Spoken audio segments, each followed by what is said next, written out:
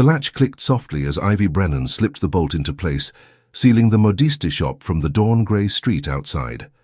Her fingers trembled as she turned toward the corner where the old woman sat, spine curved against the brick wall, eyes distant and unfocused beneath a tangle of white hair.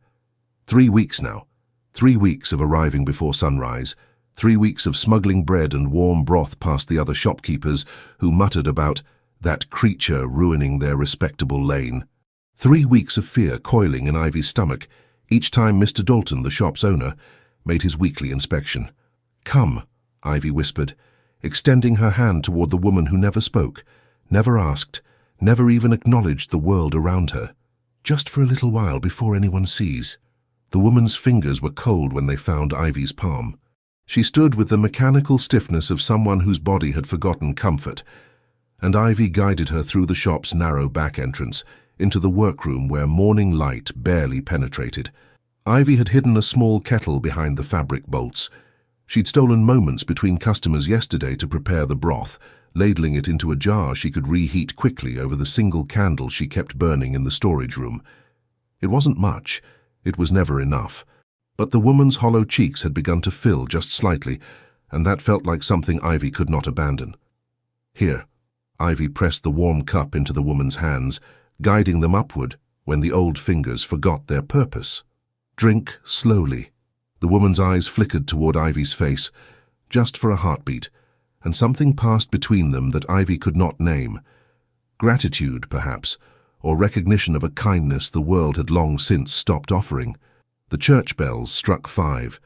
Ivy had 30 minutes before the lane would wake, before Mrs. Colburn from the stationery shop would peer through her curtains with suspicious eyes, before young Timothy from the bakery would start his deliveries and notice the old woman was no longer slumped outside. Ivy worked quickly, helping the woman eat a piece of bread, wiping the crumbs from her weathered chin with the same gentle care she used with her son when he was small and learning to feed himself. The comparison made her chest tighten. Liam was 8 now, old enough to understand why his mother left their rented room before dawn, old enough to worry when she came home with shadows beneath her eyes. "I don't know who you are," Ivy murmured as she cleaned the cup and tucked it back into its hiding place. "I don't know why you came here, but I can't let you starve." The woman said nothing. She never did. Ivy guided her back toward the door, her heart hammering as she checked the street. Empty still. She helped the woman settle back into her corner, arranging her threadbare shawl as best she could. "I'll see you tomorrow," Ivy whispered, though she knew no answer would come. She retreated inside, her hands shaking as she lit the lamps and began arranging the ribbon display Mr. Dalton insisted be impeccable at all times. The fear never left her. Every customer who entered could be the one who reported her. Every glance toward the window could reveal someone watching, judging, preparing to strip away the fragile security she'd fought 3 years to build. Ivy's husband had been dead 4 years. The fever took him in less than a week, leaving her with a 3-month lease on a room she could not afford, and a 4-year-old son who did not understand why Papa would not come home. Mr. Dalton had hired her because his wife pitied her, because Ivy had once sewn her daughter's wedding dress, because the alternative was watching a widow and child sink into the workhouse. She could not lose this position. She could not. But every morning, when that old woman appeared, silent and forgotten, Ivy could not walk past her either. The day progressed with agonizing slowness. Customers came and went, ladies selecting lace, servants collecting mended gloves, a young bride hesitating over satin ribbon for her trousseau. Ivy smiled, measured, wrapped purchases in brown paper with precise folds, and every spare moment, her eyes flickered to the window, to the old woman still sitting outside, unmoving as a statue. At 2:30, the bell above the door chimed. A woman swept inside, her police fine, but her expression harried. "I need thread," she announced breathlessly. "The lavender shade. I've run out and my embroidery is half finished." "Of course, madam." Ivy moved toward the thread cabinet, grateful for the distraction from her spiraling anxiety. But the woman followed too closely, her eyes darting around the shop with an odd intensity. "You open quite early, don't you?" Ivy's pulse stuttered. "Mr. Dalton prefers we maintain consistent hours." "I see." The woman's gaze lingered on the workroom door. "I thought I might come earlier tomorrow. I have several projects that require attention." "We open at 6, madam." "Earlier than that, perhaps?" The woman's smile did not reach her eyes. "I'm an early riser. I often walk this lane before dawn." The words landed like stones in Ivy's chest. She forced her hands to remain steady as she wrapped the thread, forced her voice to remain calm. "I'm afraid Mr. Dalton does not permit entry before 6. The woman paid and left, her steps quick and purposeful. Ivy's hands clenched around the counter edge, her breath coming shallow and fast. She'd been seen. She was certain of it. The rest of the afternoon crawled past. Ivy locked the shop at precisely 6 as required, and walked the 15 minutes to her lodging, with her shoulders tight and her mind racing through every possible disaster. Mr. Dalton would dismiss her. She would lose the room. She and Liam would have nowhere to go. But when she arrived home, Liam was waiting with his lopsided smile and a drawing he'd made of a horse, and Ivy pushed her fear into a corner of her mind where it could not touch him. "Mama, can we have stew tonight?" "Yes, love." She kissed his forehead, breathing in the scent of soap and little boy sweetness. "We can." That night, she barely slept, and when dawn came, she rose in the darkness and walked back to the shop, her heart a drumbeat of dread and determination. The old woman was already there, waiting. Ivy unlocked the door, glancing up and down the street. Empty, silent. She reached for the woman's hand. "Stop!" The voice cracked through the morning air like a whip. Ivy spun, her heart slamming against her ribs. A man stood 10 paces away, his greatcoat billowing behind him, his face carved from fury and something darker. He strode forward with the kind of authority that made the cobblestones themselves seem to yield beneath his boots. "Step away from her," he commanded, his voice low and lethal. "Now." Ivy's mind blanked with terror, but her body moved instinctively, placing herself between the man and the old woman. "She's done nothing wrong." "Nothing wrong?" The man's laugh was blade sharp. "Do you have any idea who she is, what you've been doing?" "I've been feeding her," Ivy shot back, her fear crystallizing into anger. "Which is more than anyone else has bothered to do." He closed the distance between them in 3 strides, towering over her with barely leashed rage. "You've been exploiting her, using her for, what? Sympathy? Charity donations?" The accusation struck like a slap. "How dare you? How dare I?" His eyes, dark as midnight, furious as storms, bore into hers. "She's been missing for 3 weeks. 3 weeks while you've kept her here like some prop for your own purposes. I didn't keep her anywhere." Ivy's voice rose despite the danger of drawing attention. "She appeared outside this shop weeks ago and no one else cared that she was starving. You had no right. She's a human being." The words tore from Ivy's throat. "She deserves to be treated like one." The man's jaw clenched, a muscle ticking beneath his skin. He looked past Ivy to the old woman, and something in his expression shifted, softened just enough to reveal a fracture beneath the fury. "Come, grandmother," he said, his voice dropping to something gentler, almost broken. "Let's go home." The word struck Ivy like a physical blow. Grandmother. The old woman did not move. The man crouched beside her, his large hands careful as they touched her shoulder. "It's Nathaniel. I've been looking for you. Please." Nothing. The woman's eyes remained distant, unfocused, as though she inhabited a world no one else could reach. Nathaniel stood, his jaw tight. He turned back to Ivy and she saw it now.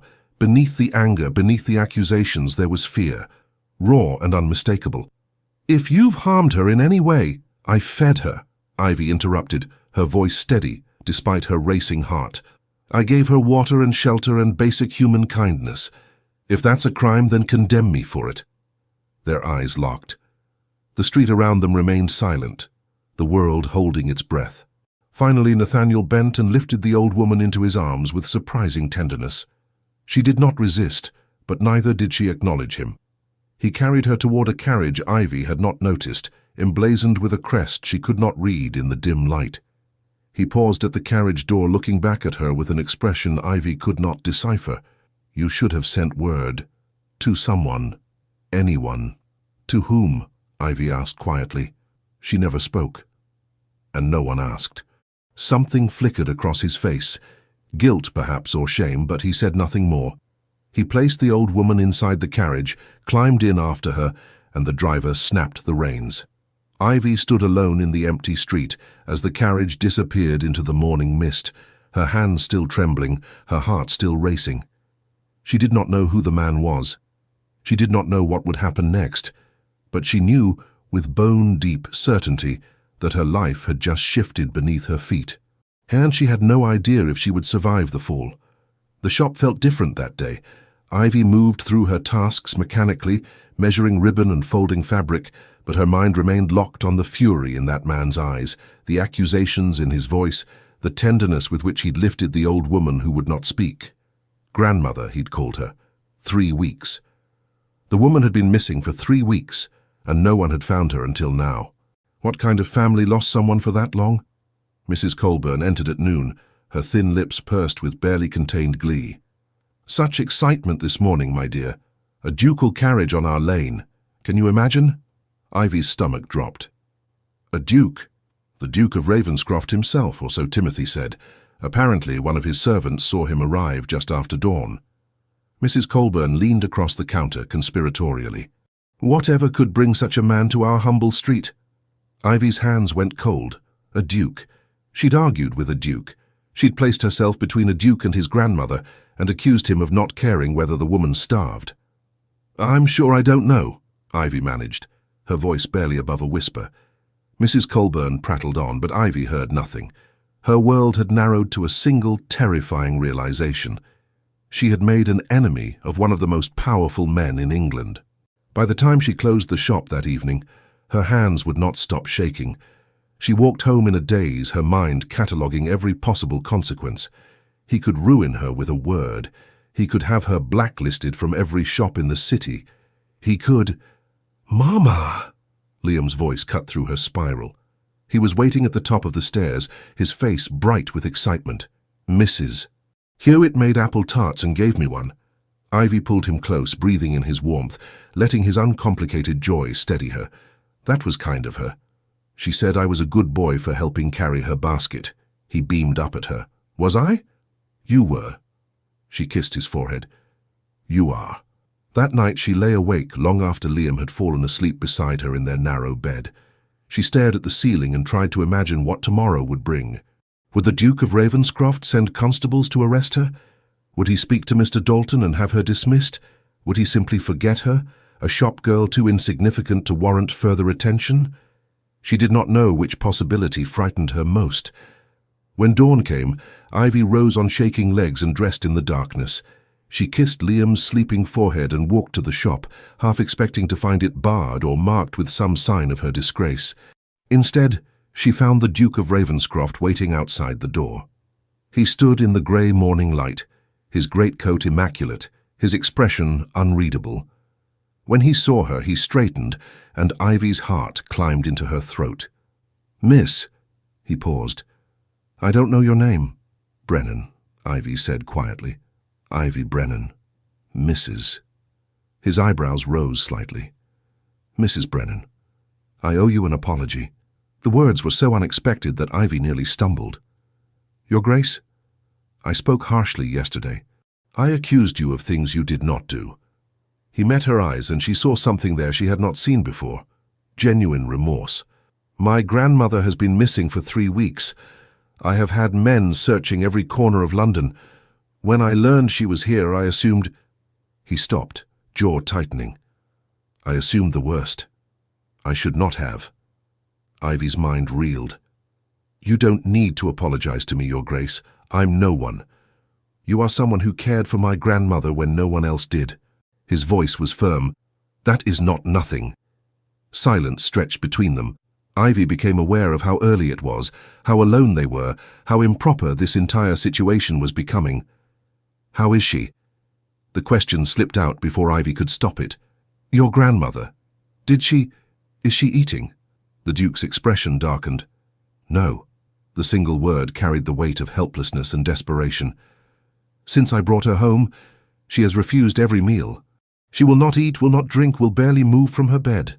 He looked away toward the horizon where dawn was beginning to break. I have physicians attending her. They can find nothing physically wrong. But she is fading, Mrs. Brennan, and I do not know how to stop it.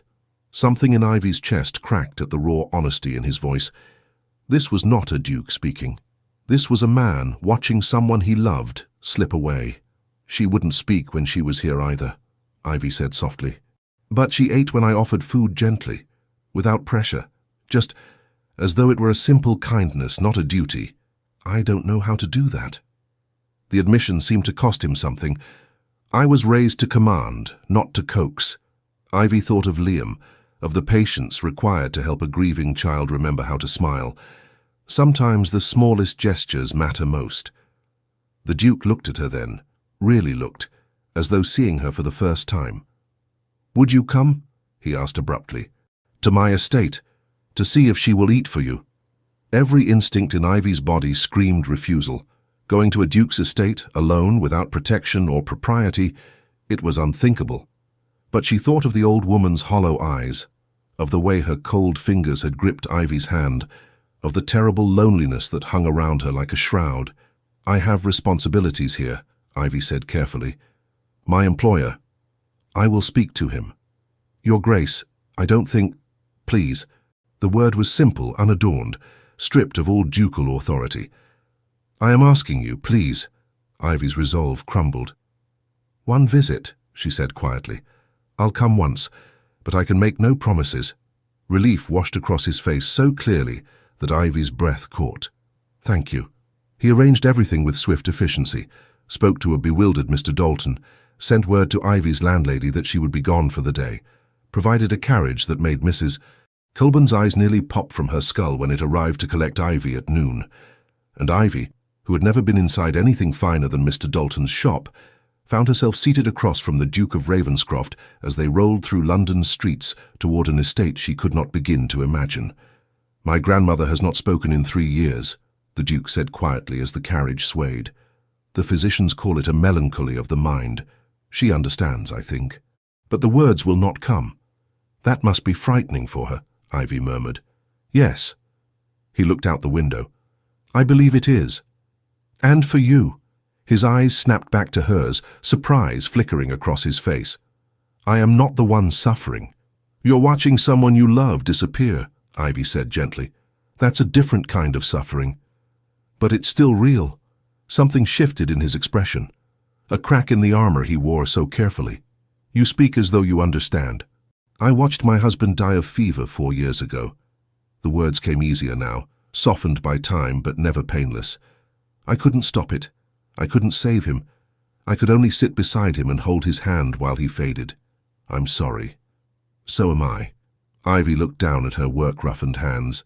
"But it taught me that sometimes being present is the only gift we have to offer." The carriage rolled on in silence, carrying them toward a future neither could predict. Ravenscroft Manor rose from the countryside like something out of a dream, all golden stone and towering windows, gardens manicured with mathematical precision, a fountain in the circular drive that probably cost more than Ivy would earn in a lifetime. She felt small stepping from the carriage, smaller still when a butler appeared and bowed as though she were someone important, rather than a shop girl in a borrowed pelisse. "This way, Mrs. Brennan," the Duke said, guiding her through doors that opened into a foyer 3 times the size of her entire lodging. Ivy forced herself to breathe. This was temporary. She was here for the old woman, nothing more. They climbed a sweeping staircase, walked down a corridor lined with portraits of stern-faced ancestors, and stopped before a door guarded by a worried-looking maid. "How is she, Marjorie?" the Duke asked. "The same, Your Grace. Won't eat, won't speak, barely opens her eyes." The Duke's jaw tightened. He pushed open the door, and Ivy followed him into a room that smelled of lavender and sickness. The old woman lay in a bed that seemed to swallow her whole. Her eyes were closed, her breathing shallow, her hands limp atop the coverlet. "Grandmother," the Duke said softly. "I've brought someone to see you." No response. The woman might have been carved from wax. Ivy moved forward slowly, her heart aching at how much more fragile the woman looked here, in this grand bed than she had sitting outside the shop. "Hello," Ivy said quietly. "It's me. From the shop. I've been worried about you." "Nothing." Ivy glanced at the Duke, He gestured toward a tray on the bedside table. Untouched broth, untouched bread, untouched tea. Ivy picked up the bowl of broth and sat carefully on the edge of the bed. "I brought you food every morning," she said, keeping her voice gentle and unhurried. "Do you remember? You never asked for it, but I thought you might be hungry." The old woman's eyelids fluttered. Just slightly, but it was movement. Ivy dipped the spoon into the broth and lifted it toward the woman's lips. "You don't have to eat if you don't want to, but I think you might feel better if you did." The woman's mouth opened. Just a fraction. Just enough. Ivy tipped the spoon carefully, and the woman swallowed. Behind her, Ivy heard the Duke's sharp intake of breath. She offered another spoonful. Another. Slowly, patiently, as though they had all the time in the world. The old woman ate half the bowl before her eyes drifted closed again, exhausted by the effort. Ivy set the bowl aside and stood. The Duke was staring at her as though she'd performed a miracle. "How did you do that?" he asked, his voice barely above a whisper. "I didn't do anything," Ivy said. "I just treated her like a person, not a problem to be solved." The Duke's expression was unreadable. "Will you stay? Just for a little while to see if she'll eat again?" Ivy thought of Liam, waiting at home, of the shop, of the dozens of reasons she should refuse.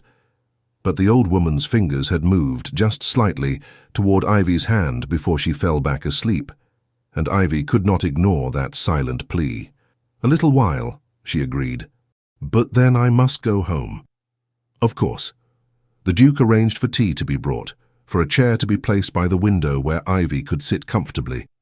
He hovered uncertainly, as though unsure whether to stay or leave. "You can go," Ivy said gently. "I'll call if she wakes." He nodded and left, though his steps were reluctant. Ivy sat in the chair and watched the old woman sleep, her mind spinning with questions she had no right to ask. What had happened 3 weeks ago? How had a Duke's grandmother ended up lost and alone on a modiste shop's doorstep? Why had no one found her sooner? An hour later, the old woman stirred. Ivy returned to her side immediately, offering water this time.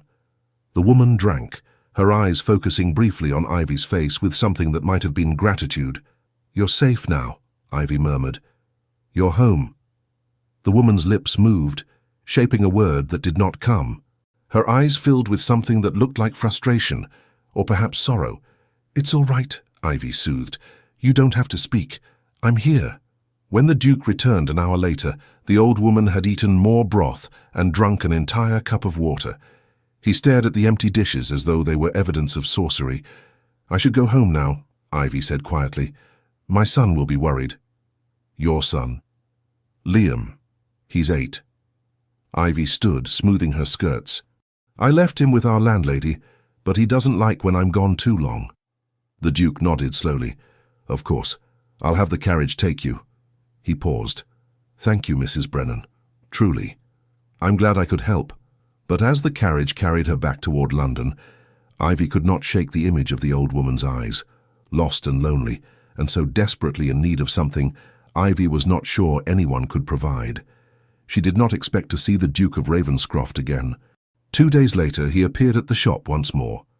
Ivy was measuring lace for a customer when the bell chimed and the Duke strode inside as though he owned the place. Every head in the shop turned. The customer Ivy was serving forgot how to speak. "Mrs. Brennan," the Duke said, his voice tight with barely controlled urgency, "I need to speak with you. Privately." Mr. Dalton materialized from the back room, his face pale. "Your Grace, how may we—" "Not you." The Duke's eyes remained fixed on Ivy. Her. There was no refusing. Ivy excused herself and followed the Duke outside, her heart hammering. "She won't eat again," he said without preamble. "She hasn't taken a bite since you left. She barely opens her eyes. The physicians say if she doesn't eat soon—" He stopped, his jaw clenched so tightly Ivy feared his teeth might crack. "I'm so sorry," Ivy said helplessly, "but I don't know what else I can do." "Stay." The word was a command and a plea. "Come to the estate, stay for a month, I'll pay you whatever you need, just please help her. Your Grace, I have a son. I have responsibilities." "Bring him." Ivy's breath caught. "What?" "Bring your son. Both of you can stay. I'll make sure you have everything you need, rooms, food, security. His eyes bore into hers. "I am asking you to save my grandmother's life, Mrs. Brennan. Name your price." The offer was absurd, impossible. Everything about this situation violated every rule of propriety and common sense Ivy had ever learned. But the desperation in his voice was real, and the memory of the old woman's hollow eyes haunted her. "I don't want money," Ivy said slowly. "I want security, a position, something permanent, so I don't have to fear losing everything if I leave the shop." "Done?" The Duke's answer was immediate. "You'll be my grandmother's companion. A permanent position with lodging and salary for as long as you wish it. And my son. He'll have a place, education if you want it, safety." The Duke's voice softened. "I swear to you, Mrs. Brennan, I will see you both cared for." Ivy thought of the cramped room where she and Liam slept, of the constant fear that one mistake would leave them homeless, of the old woman who had no one else. "All right," she whispered. "We'll come." Relief crashed across the Duke's face so powerfully that Ivy almost reached out to steady him. "Thank you," he said hoarsely. "Thank you." He arranged everything within hours, spoke to Mr. Dalton, paid Ivy's rent through the end of the year in case she wished to return, sent a carriage to collect her and Liam and their few belongings before sunset. Liam's eyes were enormous as he climbed into the carriage. "Mama, is this real?" "I think so, love." Ivy pulled him close, her own heart racing with equal parts hope and terror. "I think so." They arrived at Ravenscroft Manor as darkness fell. Servants appeared to carry their bags, all 2 of them, and the Duke himself met them at the door. His eyes fell on Liam, who shrank against Ivy's side. "You must be Liam." Liam nodded mutely. "I'm glad you're here." The Duke crouched down, meeting Liam at eye level. "Your mother is helping someone very important to me. That makes you important too." Something in Ivy's chest cracked at the unexpected gentleness in his voice. "The housekeeper will show you to your rooms," the Duke continued, rising. "They're in the family wing. I thought it would be easier for you to access my grandmother's chamber." Ivy blinked. "The family wing?" "You're not servants, Mrs. Brennan. You're guests." He said it as though it were obvious, as though inviting a shop girl and her son into the family's private quarters was perfectly normal. The rooms were larger than the entire place Ivy and Liam had been living. 2 bedchambers connected by a sitting room, each with a fireplace and windows overlooking gardens that gleamed silver in the moonlight. Liam ran from room to room, his delighted laughter echoing off the walls. "Mama, look, I have my own bed and it's huge." Ivy stood in the center of the sitting room and tried to remember how to breathe. This was temporary, she reminded herself. This would end. She could not allow herself to believe otherwise. But when she tucked Liam into his enormous bed that night, and he looked up at her with trust shining in his eyes, she felt the first whisper of hope that perhaps, somehow, they might finally be safe. The next morning, Ivy woke before dawn from habit and went to the old woman's room. The Duke was already there, sitting in the chair Ivy had occupied 2 days ago, his head bowed as though in prayer. "Your Grace?" Ivy said softly. He looked up, his face haggard with exhaustion. "She won't wake. I've tried," his voice broke. "I don't know what else to do." Ivy moved to the bedside and took the old woman's hand. It was cold, the pulse beneath her skin fluttering like a trapped bird. "Talk to her," Ivy said quietly. "Tell her you're here. Tell her she matters." "She knows." "Does she?" Ivy met his eyes. "When was the last time you told her?" The Duke's face shuttered. "I don't. That's not how we—" "Then learn." Ivy's voice was firm. "Because I think she needs to hear it." She left him alone with his grandmother and went to wake Liam, her heart aching for the man who commanded so much, but understood so little about the language of love. When she returned an hour later with breakfast, the old woman's eyes were open. She was eating from a bowl the Duke held, his hands shaking slightly, his voice a low murmur Ivy could not quite hear. He looked up when Ivy entered, and the gratitude in his eyes stole her breath. "Thank you," he mouthed. Ivy nodded, her throat too tight for words. And in that moment, standing in a Duke's manor with her threadbare shawl and her rough hands and her impossible situation, Ivy realized that her life had just changed in ways she could never undo. She did not yet know if that change would save her or destroy her, but there was no going back. The days fell into a rhythm that felt both surreal and strangely natural. Ivy woke with the dawn, checked on the old woman, whom the Duke had finally introduced as Dowager Duchess Catherine, and coaxed her to eat breakfast. Slowly, carefully, with the same patience Ivy had learned as a mother. Catherine never spoke, but her eyes began to track Ivy's movements, and sometimes her lips would curve into something that might have been a smile. Liam, for his part, adapted with the resilience of childhood. He explored the gardens with wide-eyed wonder, made friends with the kitchen cat, and peppered Ivy with endless questions about the big house and the serious man. The serious man, the Duke, watched them both with an intensity that made Ivy's skin prickle. He was present far more than she'd expected for a man of his station. He ate breakfast with his grandmother each morning, sat with her in the afternoons, read to her in the evenings, even though she never responded. And he watched Ivy. Not unkindly, but with a focus that suggested he was trying to solve a puzzle he did not understand. "She trusts you," he said one afternoon when Catherine had fallen asleep after eating an entire bowl of soup, a victory Ivy had celebrated silently. "I don't understand why." "I'm not frightening," Ivy said simply. "Neither am I." Ivy looked at him, at the hard line of his jaw, the command in his posture, the way servants moved around him like water around stone. "You're a duke, Your Grace. Everything about you is meant to command respect. That's not the same as trust." He frowned. "I don't know how to be anything else. You could try being her grandson." Ivy gentled her voice. "Not her guardian, not her protector, just her family." Something vulnerable flickered across his face. "I don't remember how." The admission hung between them, raw and unguarded. Ivy's heart ached with understanding. "She doesn't need you to be perfect," she said softly. "She just needs you to be present." He was silent for a long moment. Then, "Will you teach me?" The question caught Ivy off guard. "Teach you?" "How to be present, how to speak to her the way you do." He met her eyes. "Please." It was the second time he had said please to her. The second time he had stripped away his authority and asked simply, as a man who needed help. Ivy nodded. "All right."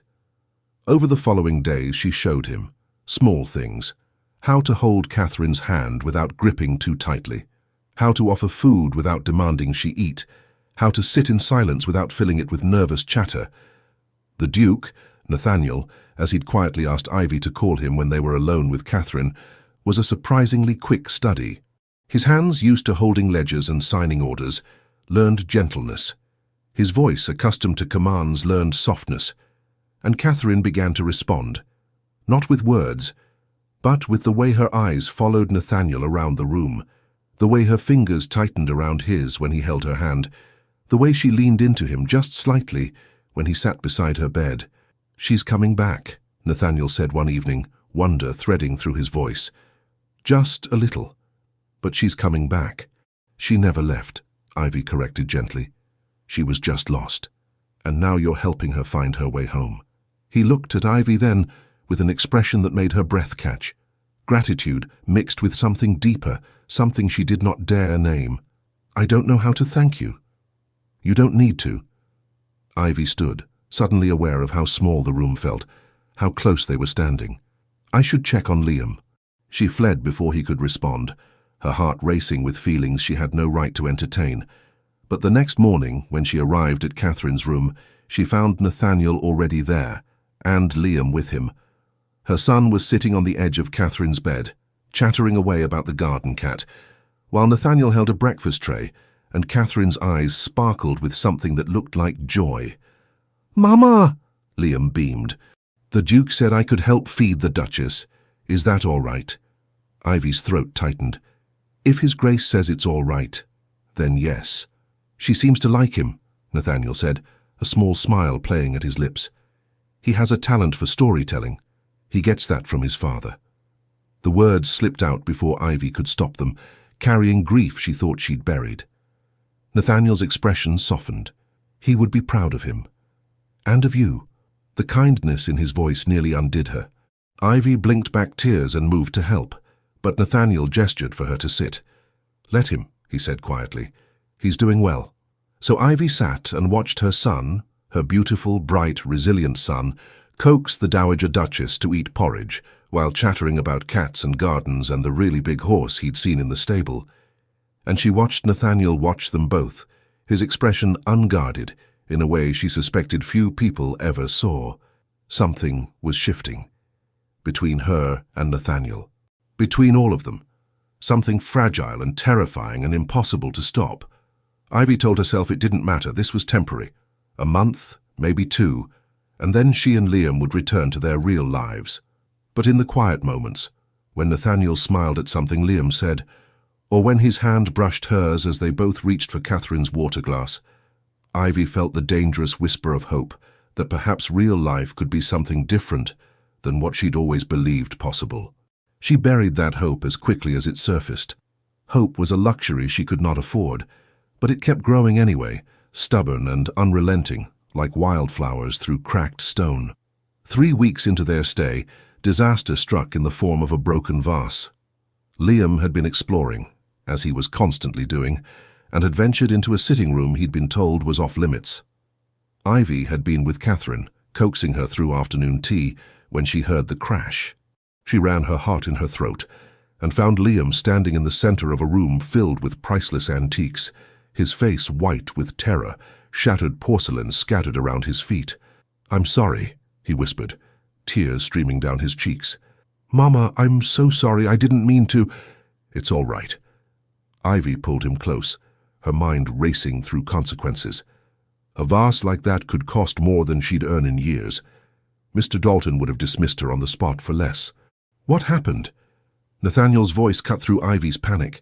She turned to find him standing in the doorway, his face unreadable. "Your Grace, I'm so sorry." Ivy kept her arms around Liam, as though she could shield him from whatever punishment was coming. "He didn't mean—" "We'll pay for it somehow, I'll work—" "Liam," Nathaniel said, ignoring Ivy entirely.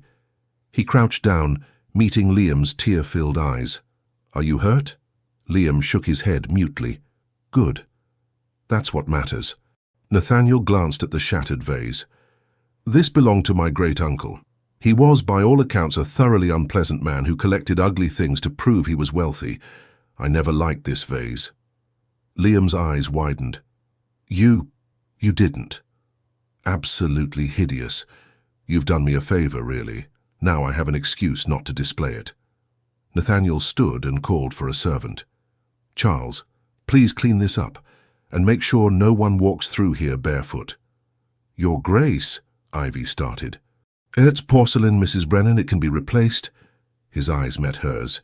"Children cannot."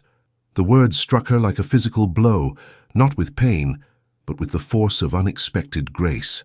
"But the cost—" "I don't care about the cost." His voice was firm. "Liam is welcome in this house, all of it. Even the rooms we told him not to enter because he's 8, and curiosity is not a crime." Liam looked up at Nathaniel with something approaching worship. "Really? Really?" Nathaniel ruffled Liam's hair with startling familiarity, though perhaps next time ask before exploring. "I'll give you a proper tour so you don't have to sneak around." "You will?" Liam's face lit up. "I will. Tomorrow morning, if your mother agrees." Ivy could only nod, her throat too tight for words. That evening, after Liam had fallen asleep, still chattering about the nice Duke, Ivy found Nathaniel in the library. He was staring into the fire, a glass of brandy in his hand, his expression distant. "Thank you," she said quietly from the doorway. "For today. You didn't have to—" "Yes, I did." He looked up, firelight catching in his dark eyes. "He's a child. A good one, who has been taught not to touch things that don't belong to him. The fact that he was curious enough to explore despite that speaks to intelligence, not malice. Most people wouldn't see it that way. Most people are fools." He gestured to the chair across from him. "Sit, please." Ivy hesitated, keenly aware of propriety and her place and all the reasons she should refuse, but she was tired of pretending she did not want to know this man better. She sat. "Catherine smiled today," Nathaniel said after a moment, "when Liam was reading to her. A real smile. I haven't seen that in 3 years. He has that effect on people." Ivy's voice softened. "He reminds them that joy still exists." You've raised him well. I've done my best. Ivy looked down at her hands. It hasn't always been enough. It has been more than enough. Nathaniel's voice was firm. He is kind, curious, resilient. Those are not qualities that come from nothing. They come from being loved well. The words settled around Ivy's heart like a balm to wounds she'd carried for years. "Thank you," she whispered. They sat in comfortable silence, the fire crackling between them, and Ivy felt something shift deeper. This was not a duke and a shopgirl. This was two people who understood loneliness and responsibility, and the terror of loving someone you could not protect from the world's cruelty.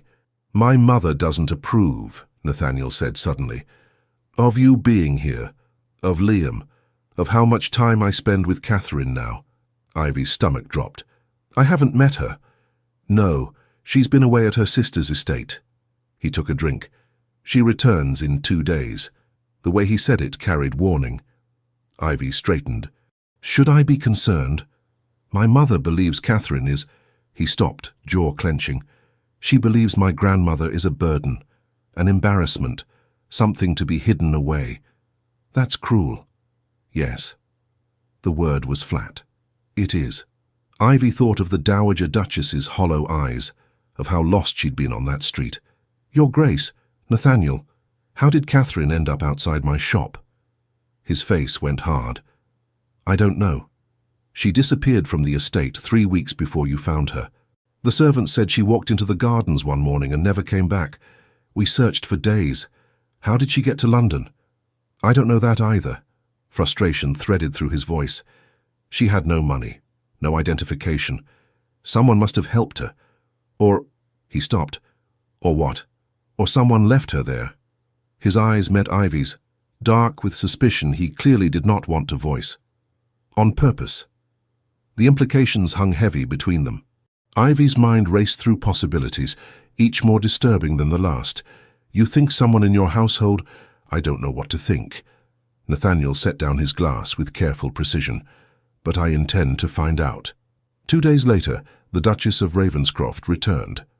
Ivy was reading to Catherine when the woman swept into the room, like a storm given human form. She was beautiful in the way sharp things are beautiful, cold and cutting and impossible to touch without drawing blood. "So," the Duchess said, her eyes raking over Ivy with open disdain, "this is the shopgirl you've installed in the family wing." Ivy stood quickly, dropping into a curtsy. "Your Grace." "Don't." The Duchess's voice cracked like a whip.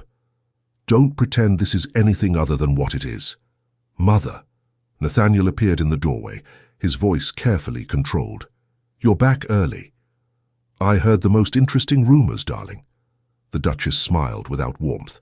"That you'd brought a woman and her child to live here, that you'd been spending all your time attending to that woman instead of managing the estate. I simply had to see for myself. Mrs. Brennan is caring for grandmother." "How charitable of her." The Duchess moved closer to Catherine's bed, looking down at the old woman with undisguised contempt. "And has the old woman started speaking yet, or is she still playing her little games?" "She's not playing games," Ivy said before she could stop herself. "She's suffering from a condition." "Oh, the shop girl has medical expertise now?" The Duchess's laugh was blade sharp. "How versatile." "That's enough." Nathaniel's voice dropped into something dangerous. "You will not speak to Mrs. Brennan that way. I will speak however I please in my own home." The Duchess turned her cold gaze on Ivy. "How you've done well for yourself, haven't you? Found a way to secure a position by exploiting an old woman's illness and a lonely man's guilt. I've done no such thing. Haven't you?" The Duchess stepped closer. "Tell me, Mrs. Brennan, how much is my son paying you to play nursemaid? Enough to make it worth enduring his grandmother's unpleasantness?" "I don't find her unpleasant." Ivy's voice shook with fury. "I find her lonely and frightened and deserving of basic human dignity, which is more than you seem capable of providing." The slap came so fast, Ivy barely saw it. Pain exploded across her cheek, and she staggered back, her hand flying to her face. "Mother." Nathaniel crossed the room in 2 strides, his face white with rage. "Get out! Don't you dare speak to me that way. Get out!" Each word was carved from ice. "Now!" The Duchess drew herself up, fury and shock warring on her face. "You would choose this woman over your own mother?" "I would choose basic human decency over cruelty, yes." Nathaniel positioned himself between his mother and Ivy. "Leave." The Duchess's face twisted with rage. She swept from the room, her exit punctuated by a slammed door that rattled the walls. Nathaniel turned to Ivy immediately. "Let me see." "I'm fine." "You're not fine." "She struck you." His hands hovered near Ivy's face, careful not to touch without permission. "May I?" Ivy nodded mutely. His fingers were gentle as they tilted her chin, examining the red mark already blooming across her cheek. "I'm sorry," he said quietly. "She had no right." "It's not your fault. She's my mother. Her behavior is my responsibility." His jaw clenched. "I should have warned you. Should have protected you." "You did protect me." Ivy met his eyes. "You chose me over her." Something passed between them then, a recognition of what that choice meant, of the line Nathaniel had just crossed and could not uncross. Behind them, Catherine made a sound. They both turned. The Dowager Duchess was sitting up, actually sitting up, and her eyes were fixed on Ivy's injured cheek. Her face was twisted with distress, and her hand reached out, trembling, toward Ivy. "Oh, Catherine."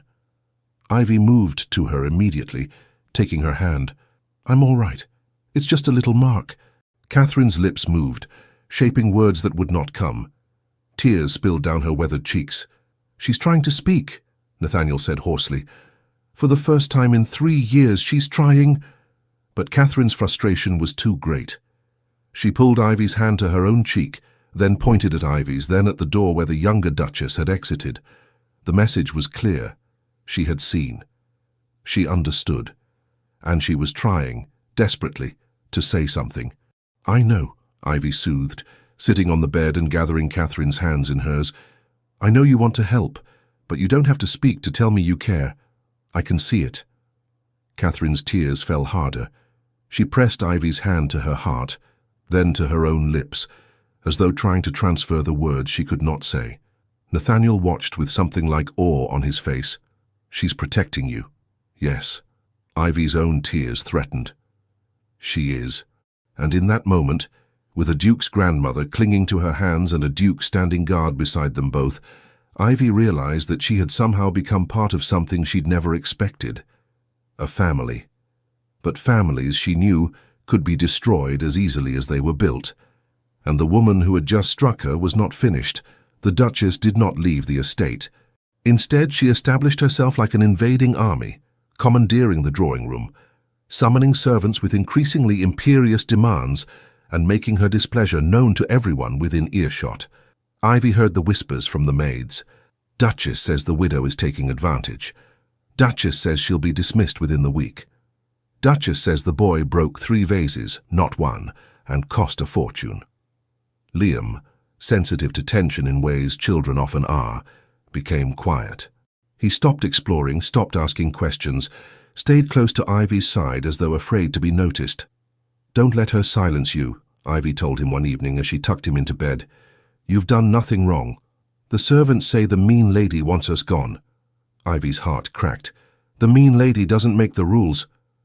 "But what if she makes the nice duke send us away?" "He won't." Ivy smoothed Liam's hair back, praying she was telling the truth. "He promised we'd be safe here." But promises, she knew, were fragile things, especially when tested by people with power. Nathaniel was gone more often now, called away to manage estate business his mother insisted he'd been neglecting. When he was present, he was tense, the ease that had begun to develop between him and Ivy replaced by careful formality. Only with Catherine did he let his guard down. He sat with her every evening, reading aloud or simply holding her hand, his voice soft with affection. "He was always like this," one of the older servants told Ivy one afternoon. "When he was a boy, his mother wanted him strong, wanted him commanding, but the Dowager Duchess, she let him be gentle, let him be curious and kind. The Duchess never forgave her for it." "Why not?" Ivy asked. "Because gentleness looks like weakness to people who only understand cruelty." The words haunted Ivy. She watched Nathaniel navigate his mother's demands, watched him bend and compromise and slowly lose the softness he'd been rediscovering. 1 week after the Duchess's return, Ivy found her in Catherine's room. The Dowager Duchess was asleep, her afternoon rest undisturbed. The younger Duchess stood over her bed, her expression unreadable as she stared at the sleeping woman. "Your Grace," Ivy said quietly from the doorway, "may I help you with something?" The Duchess turned, her eyes cold. "I'm simply checking on my mother-in-law. Surely that's not forbidden." "Of course not." Ivy entered slowly, every instinct screaming warning. "She's been resting well today." How convenient. The Duchess moved away from the bed, her silk skirts rustling. "Tell me, Mrs. Brennan, do you ever wonder how she ended up on that filthy street outside your shop?" Ivy's pulse quickened. "Every day. Perhaps she wandered off. Perhaps she was confused." The Duchess's smile was knife-sharp. Or perhaps someone finally had enough of caring for a useless old woman who contributes nothing but difficulty. The implication hung in the air like poison. Ivy forced herself to remain calm. "Catherine is not useless." "Isn't she?" The Duchess stepped closer. "She doesn't speak. She doesn't manage household affairs. She simply exists, demanding attention and resources that could be better spent elsewhere. She's a human being who deserves dignity and care. How noble of you." The Duchess's voice dripped with contempt. "But nobility doesn't pay bills, does it? Nobility doesn't maintain estates or preserve legacies. It just creates burdens for those of us forced to carry them. Is that why you left her there?" The question escaped before Ivy could stop it. "Because you saw her as a burden?" The Duchess's face went white, then red with fury. "You have no proof of such a vile accusation. I didn't accuse you of anything. I asked a question." Ivy's voice remained steady despite her racing heart. "But your reaction is rather telling. You forget yourself, Mrs. Brennan." The Duchess advanced, her voice dropping to a venomous whisper. "You are nothing, a widow from a shop, here on my son's misplaced charity. One word from me and you'll be back in whatever hovel you crawled from." "Mother, that's enough." Nathaniel stood in the doorway, his face carved from stone. Behind him stood Liam, his eyes wide with fear, and 2 housemaids who'd clearly been summoned as witnesses. The Duchess whirled. "Nathaniel, this woman just accused me of—" "I heard what she accused you of." His voice was deadly quiet. "And I'd like to hear your answer." "How dare you? Answer the question, Mother." Nathaniel moved into the room, positioning himself between Ivy and his mother. "Did you have anything to do with Grandmother's disappearance? This is absurd. I won't dignify such—" "Mrs. Peters," Nathaniel addressed one of the maids, "please repeat what you told me an hour ago." The older maid trembled but spoke clearly. "I saw Her Grace, the Duchess, arguing with the Dowager Duchess the morning she disappeared. The Dowager was already dressed for walking, but in very plain clothes, not her usual attire." "And?" Nathaniel prompted. "And I heard Her Grace say, 'If you won't go willingly to the country house, then you'll go another way.'" The maid's voice shook. "The Dowager looked frightened, Your Grace, truly frightened." "That proves nothing," the Duchess snapped. "I was suggesting she needed rest, away from—" "Sarah?" Nathaniel looked at the younger maid. "I helped the Dowager into the carriage that morning, Your Grace. Her Grace ordered me to remove all identification from the Dowager's person, her jewelry, her calling cards, even the embroidered initials on her handkerchief. Said it was for her own protection, but—" The girl's voice dropped. It didn't feel right. The Duchess's face twisted with rage and something darker, fear of being exposed. "These servants are lying. They're conspiring to—" "No." The single word from Nathaniel cut through her protests like a blade. "They're telling the truth. I can see it, and so can you." Silence crashed through the room. Catherine, awakened by the commotion, sat up in bed, her eyes moving between her grandson and his mother with sharp awareness. "How you took her?" Nathaniel continued, his voice breaking slightly. "You dressed her in plain clothes, removed anything that could identify her, and you left her somewhere hoping she'd be lost permanently, hoping she'd end up in a workhouse or worse, hoping she'd simply disappear so you wouldn't have to care for her anymore. She was making your life difficult." The Duchess's composure shattered. "She was taking your attention away from your duties, from the estate, from everything that actually matters. I did it for you, Nathaniel. To free you from—" "To free me?" His voice rose with barely controlled fury. "You tried to kill my grandmother to free me. I didn't try to kill her, I simply relocated her. If she'd had any sense left, she would have found help. The fact that she couldn't proves my point. She's not fit to be part of this family anymore." Catherine made a sound then, a low, wounded cry that cut through every heart in the room. Her hands clutched at the bedclothes, her body trembling with the force of emotions she could not voice. Ivy moved without thinking, gathering Catherine into her arms as the old woman began to weep. "It's all right," she murmured. "You're safe now. You're safe." "Get away from her," the Duchess hissed at Ivy. "This is your fault. You've turned my son against me with your common manipulation." "Enough!" Nathaniel's shout echoed off the walls. Liam whimpered and pressed against the doorframe. "You will pack your things and leave this estate within the hour. You are no longer welcome here. I am your mother. You are a woman who abandoned a helpless elderly person to die alone and afraid." His voice shook. "You are not fit to be called mother. Not to me. Not to anyone. You'll regret this." The Duchess's face contorted with vicious rage. "When society learns you've chosen a shopgirl and a dying old woman over your own family, then let them learn." Nathaniel's voice rang with finality. "Let all of London know that I would rather be alone than share a home with someone capable of such cruelty." The Duchess stared at him for a long moment, disbelief and fury warring on her face. Then she swept from the room, her exit marked by a door slam that rattled the windows. In the silence that followed, Catherine's weeping continued, soft, broken sounds that spoke of years of fear and pain finally being released. Nathaniel dropped into the chair beside the bed, his face buried in his hands. His shoulders shook with suppressed emotion. Ivy looked at Liam, still frozen in the doorway. "Sweetheart, why don't you go with Sarah to the kitchen? I think Cook was making honey cakes today." Liam nodded mutely, and the young maid led him away gently.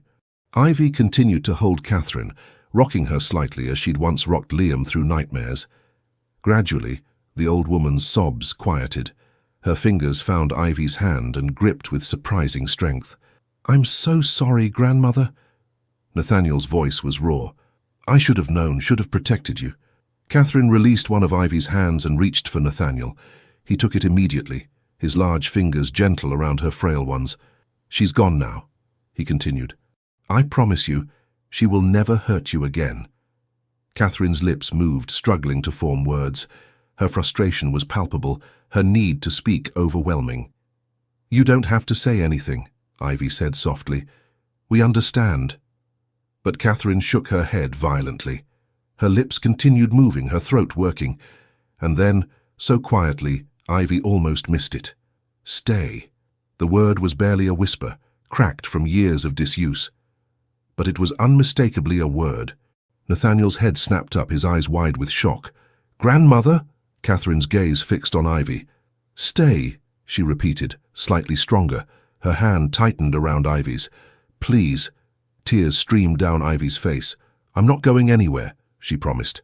"I'm right here." Catherine's attention shifted to Nathaniel. Her lips trembled as she fought for more words. "Good boy." Nathaniel made a sound halfway between a laugh and a sob. He pressed his grandmother's hand to his forehead. "I love you," he said brokenly. "I should have told you every day." "Love you." Catherine's voice was growing steadier with each word, as though a dam had broken and speech was flooding back. "Both." Her eyes moved between Nathaniel and Ivy, her meaning clear. The air in the room felt charged with something Ivy could not name.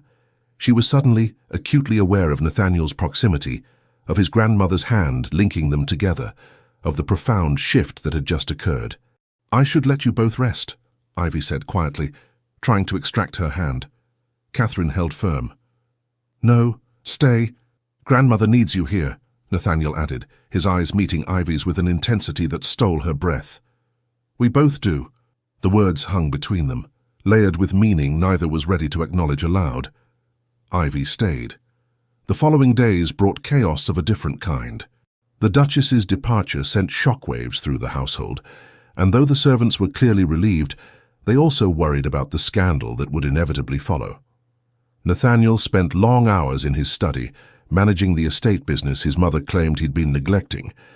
But every morning and evening he sat with Catherine, talking to her in the gentle way Ivy had taught him.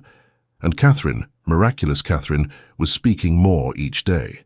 Short sentences at first, then longer ones. Her voice was rusty, her words sometimes tangled, but they were coming back. "You saved her," Nathaniel told Ivy one evening. They were sitting in Catherine's room while the old woman dozed. "Not just by feeding her, by treating her like she mattered. She does matter." Ivy looked at the sleeping woman with profound affection. "She always did. My mother made me believe—" He stopped, jaw clenching.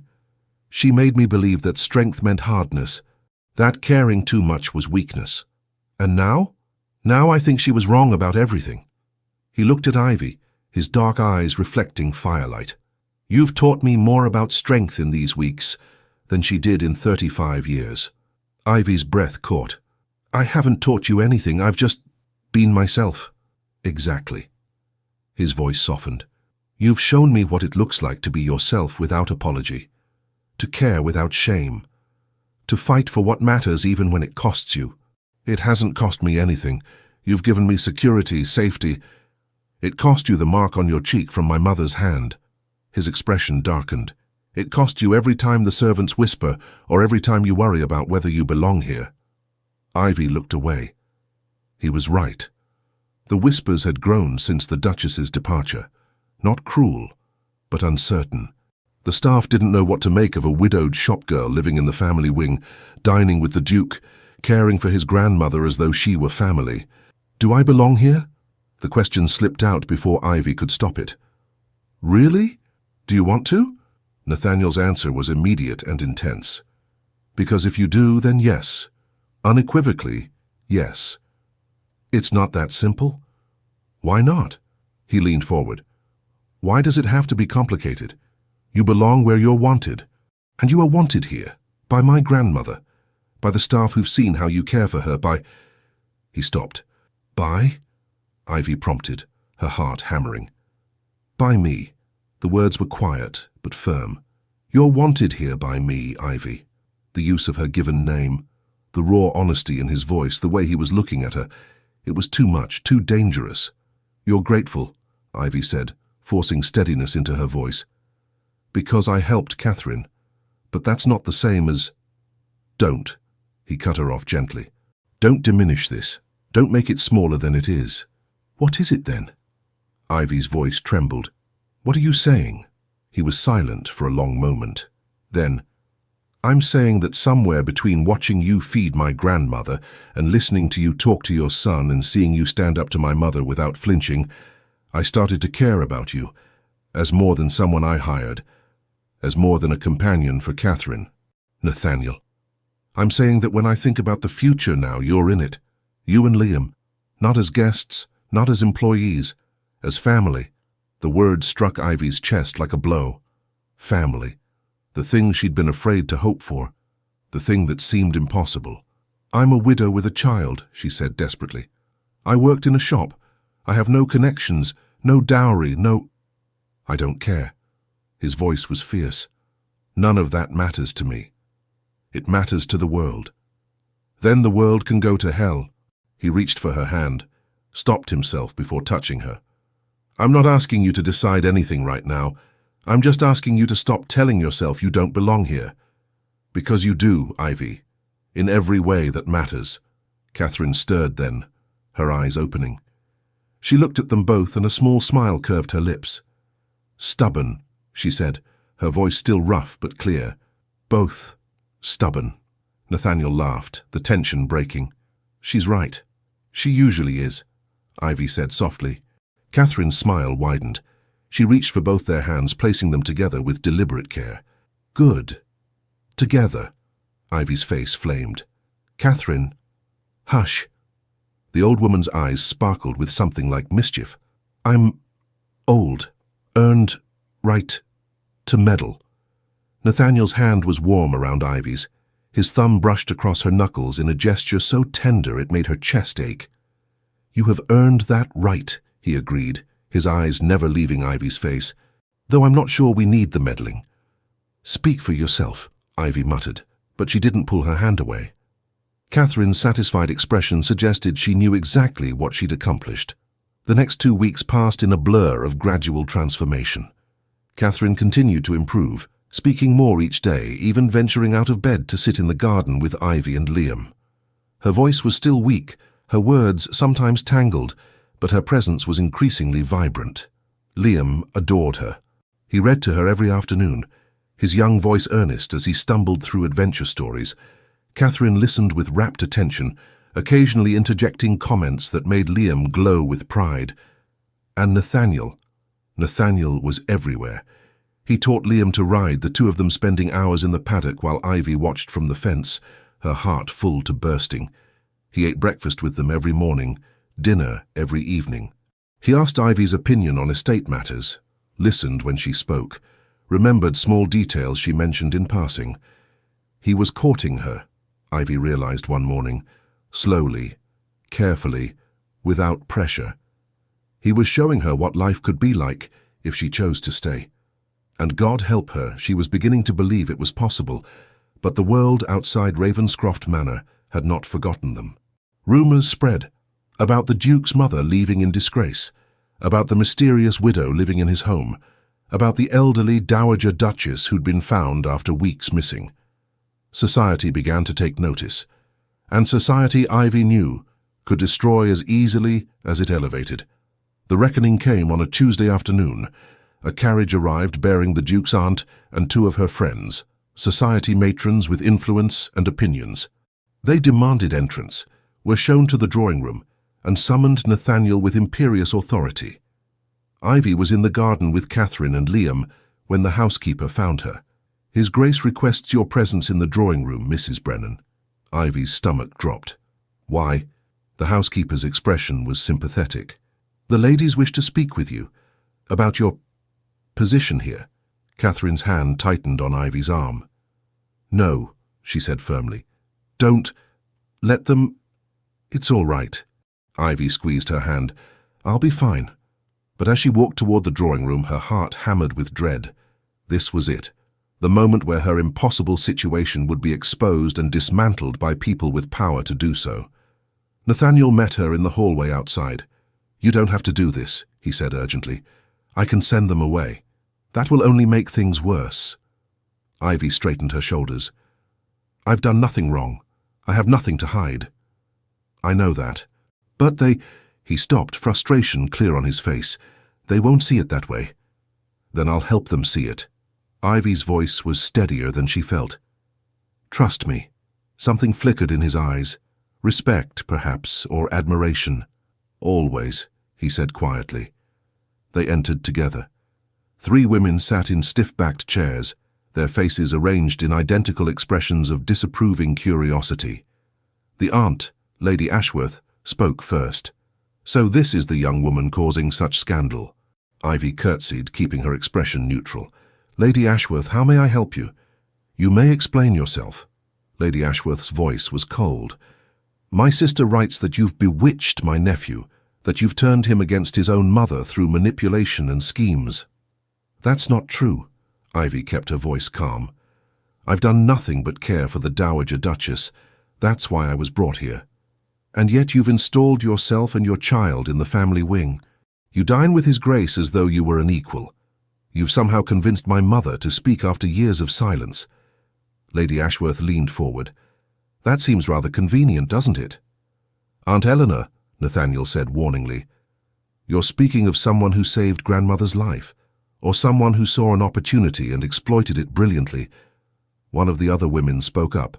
"Come now, Your Grace. Surely you see how this looks. A pretty widow, a sympathetic child, a vulnerable elderly woman. It's a perfect recipe for entrapment." Ivy's hands clenched at her sides. "I have entrapped no one." "Haven't you?" Lady Ashworth stood, moving closer with predatory grace. "Tell me, Mrs. Brennan, what were your circumstances before you came here?" "I worked in a modiste shop. I supported my son as best I could. And now you live in luxury, with a duke at your beck and call. Quite an improvement." "I didn't ask for any of this," Ivy said, her voice rising despite her attempts at control. "His Grace asked me to help his grandmother. That's all. And you expect us to believe you have no designs on securing a more permanent position? The third woman's laugh was cruel. You may have charmed Nathaniel, but we are not so easily fooled. Enough. Nathaniel's voice cracked through the room like thunder. You will not speak to Mrs. Brennan this way in my home. We're trying to protect you, Lady Ashworth insisted, from a woman who clearly sees you as a prize to be won. The only woman who saw me as a prize to be won was my mother. Nathaniel's voice was cold, and we all know how that ended. Your mother was trying to preserve your position, your legacy. My mother tried to abandon her own mother-in-law to die alone on the streets. The words fell like stones. And I will not stand here and listen to you defend her actions or attack someone who has shown more compassion and integrity than anyone in this family. Silence crashed through the room. The three women stared at Nathaniel with varying expressions of shock and disapproval. You would stake your reputation on this woman? Lady Ashworth asked finally. Yes. Nathaniel moved to stand beside Ivy, his presence solid and unwavering. Without hesitation. Then you're a fool. Lady Ashworth gathered her skirts. When this all falls apart, and it will, don't expect the family to help you pick up the pieces. I won't need your help. His voice was firm. I have everything I need right here. The women left in a flurry of offended dignity. The door closed behind them, and Ivy sagged against the nearest chair, her legs suddenly unable to hold her. I'm so sorry, she whispered. You just alienated your entire family because of me. No. Nathaniel crouched in front of her, taking her hands in his.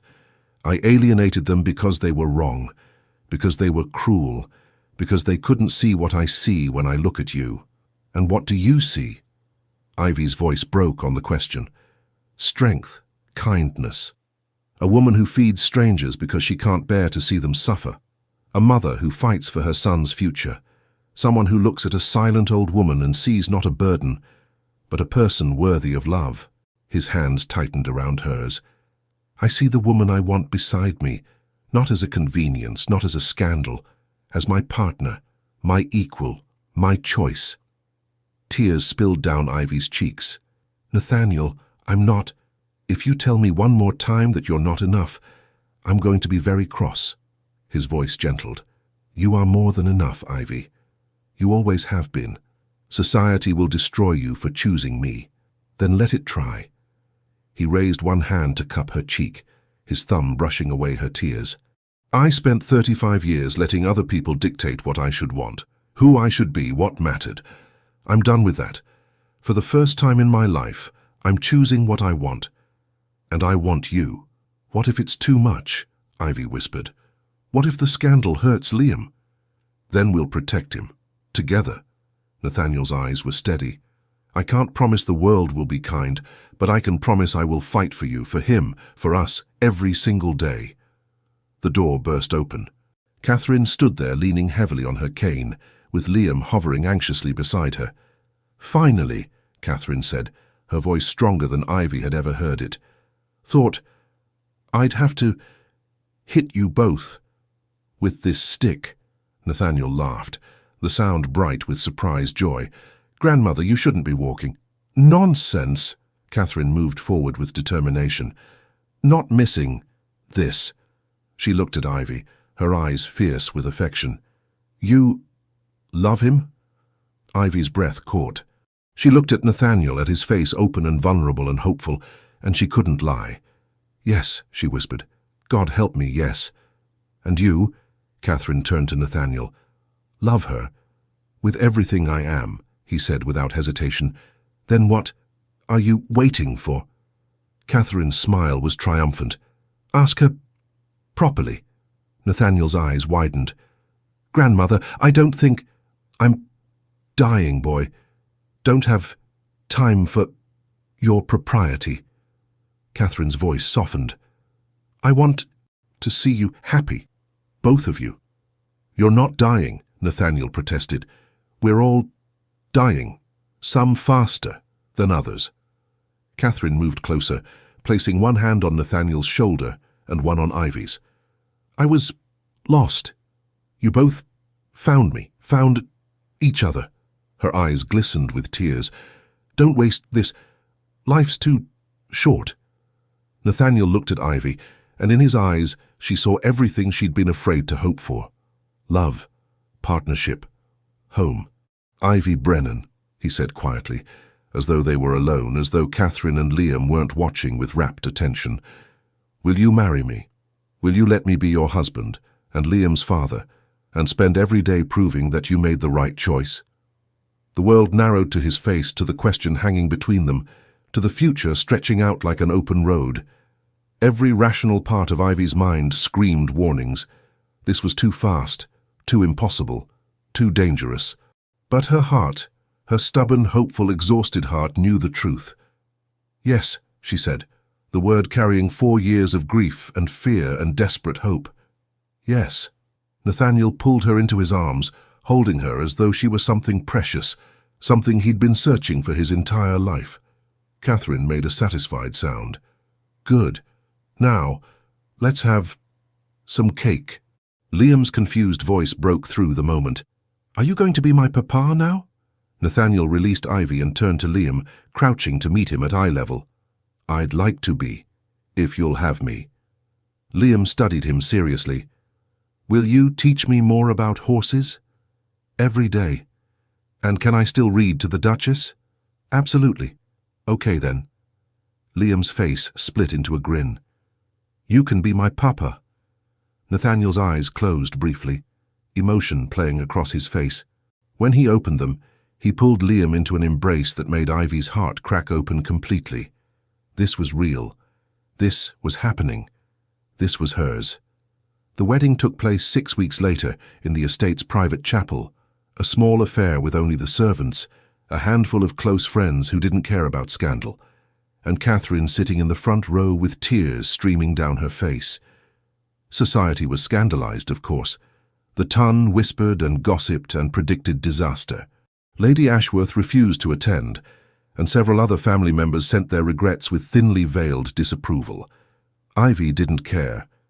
She stood beside Nathaniel in a simple cream dress, Liam standing proud beside them as a witness, and spoke vows that felt more sacred than any society's approval. I promise to see you, she said quietly. Always.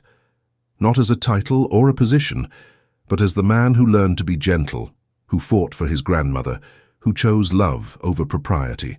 I promise to choose you, Nathaniel replied, his voice thick with emotion, every day in every way until my last breath. When he kissed her, the small congregation erupted in applause. Catherine's voice rose above the rest. Finally! The celebration was modest. Dinner in the family dining room, dancing in the library where Nathaniel had first asked Ivy to stay, toasts that made Ivy laugh and cry in equal measure. Late that evening, after Liam had been tucked into bed still chattering excitedly about Mama's wedding, Ivy found Catherine in her room. Come in, child, the old woman said. Her speech had continued to improve, though she still paused between words sometimes. Sit with me. Ivy sat on the edge of the bed, taking Catherine's hand. Thank you, she said simply, for everything. You saved me. Catherine's grip tightened. When I was lost, when I couldn't speak, you made me human again. You were always human, not to her. Catherine's expression darkened. My daughter-in-law saw me as obstacle, something to remove. She'll never hurt you again. Ivy's voice was fierce.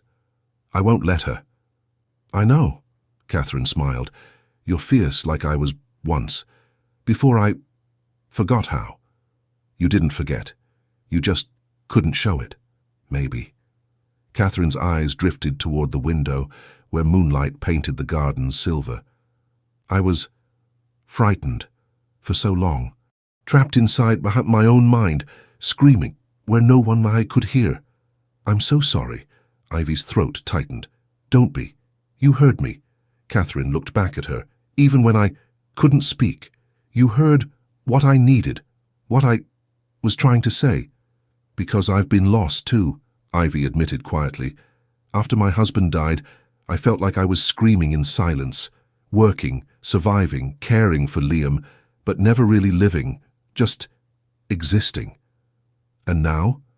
Now I feel alive again, Ivy's smile was watery. Terrified, but alive. Good. Catherine patted her hand. Alive means you can still feel, still hope, still love. Her eyes twinkled. Still make great-grandchildren for me to spoil. Ivy's face flamed. Catherine, I'm old, earned, right to say what I want. She laughed, the sound still rusty but genuine. Besides, Liam needs siblings. He's too serious. For an only child. He gets that from me. And he'll learn. Joy from you too. From all of us. Catherine's expression sobered. You've given me back my family. My grandson knows how to love now. Knows what matters. Because of you. He always knew. He just needed permission to show it. Then you gave him that permission. That's a gift. Greater than any title or fortune. Catherine yawned, exhaustion creeping across her face. I'm tired now, but happy. So, very happy. Ivy tucked the blankets around her, pressing a kiss to her forehead. Rest well. You too. Tell my grandson to be gentle with you, but not too gentle. Catherine's smile was wicked. You're stronger than you look. Ivy left laughing, her heart full. Nathaniel was waiting in the hallway, leaning against the wall with his cravat loosened and his hair disheveled. Is she settled? Yes, and full of inappropriate advice. His laugh was warm. She does enjoy meddling now that she has her voice back. I don't mind. Ivy moved closer, suddenly shy despite the ring on her finger. Nathaniel? Yes? I'm scared. The admission came out in a whisper. Of failing you, of not being enough for this life, of... He silenced her with a kiss, gentle and thorough and full of promise. When he pulled back, his eyes were fierce. You are enough, you will always be enough. His hands framed her face. And when you're scared, you tell me. We face it together. That's what partners do. Together, Ivy repeated, testing the word. It felt like hope, like home. Together, he confirmed. He led her to their chamber now, not his alone, and closed the door gently behind them. The fire burned low, casting warm shadows across the room. We don't have to, Nathaniel started. I want to, Ivy interrupted. I'm nervous, but I want this. I want you. His smile was tender. Then we have all the time in the world, and in the quiet of that room, with patience and care and whispered words of love, they began the next chapter of their story. Epilogue. 1 year later, Ivy stood in the garden watching Liam race across the lawn with his new sister toddling after him as fast as her chubby legs could carry her. Catherine sat nearby in her favorite chair, calling encouragement and laughing when Liam swooped back to scoop up little Margaret before she could tumble. So they're going to exhaust themselves, Nathaniel said, wrapping his arms around Ivy from behind. They're going to exhaust her, Ivy corrected, leaning into his warmth. Liam has endless energy. He's happy. They both are. Nathaniel's voice was soft with contentment. So am I. Ivy turned in his arms, studying the face she'd come to know as well as her own. The lines of tension that had marked him a year ago were gone, replaced by laugh lines, and the ease of a man who'd finally learned to be himself. I never imagined this, she admitted. When I was feeding your grandmother outside that shop, terrified of being caught, I never imagined it would lead here. To happiness? To home? Ivy's throat tightened. I've spent so long just surviving, I forgot what it felt like to actually live. And now? Now I remember. She smiled. Every day, Catherine's voice carried across the garden. Liam, bring Margaret as before she eats out that flower. Nathaniel laughed and released Ivy to rescue their daughter from her botanical exploration. Ivy watched him swing Margaret into the air, her delighted giggles floating back on the breeze. Catherine caught Ivy's eye and patted the chair beside her. Ivy settled into it, taking the old woman's hand. Thank you, Catherine said, her voice still soft but clear now. For saving all of us. I didn't save anyone, I just fed a woman who was hungry. You fed my soul, my grandson's heart, your own future. Catherine squeezed her hand. Sometimes the simplest acts of kindness change everything. "I was so afraid," Ivy confessed, "every day in the beginning. Afraid of being discovered, of losing my job, of not being enough for this world. And now?" Ivy looked at her husband playing with their children, at the estate that had become her sanctuary, at the woman who'd become the grandmother she'd never had. "Now I know that being enough isn't about titles or money or society's approval. It's about showing up, caring when it's difficult, choosing love even when it's scary." She smiled. "You taught me that." "We taught each other." Catherine's eyes glistened. "I was lost. You found me. I helped you. Find yourself." "That's what a family does," Liam's voice interrupted. "Mama, Papa says we can have cake before dinner if you agree." "Papa is getting bold with his bribes," Ivy called back. "Papa is willing to negotiate," Nathaniel shouted, his grin visible even at a distance. Ivy laughed, the sound free and genuine. "Fine, but small pieces," the children cheered. Catherine chuckled beside her, and Ivy felt something settle deep in her chest, a peace she'd stopped believing was possible. She had started by secretly feeding an old woman outside her shop, terrified of consequences, certain she was risking everything for nothing. She had ended with everything she'd never known to hope for. "Stay," Catherine said softly, echoing that first word she'd spoken a year ago. "Always stay." "Always," Ivy promised, watching her family gather for their scandalously early cake. "For the rest of my life." And she meant it with every fiber of her being. The end. You're the reason I write these stories, to remind you that kindness, even when it's terrifying, even when it costs you, is never wasted. That the smallest acts of compassion can change everything. That you deserve to be chosen, seen and loved, exactly as you are. If this story touched your heart, I'd love to hear your thoughts in the comments below. Hit that like button, subscribe to the channel, and ring the bell so you never miss another story of love, courage, and second chances.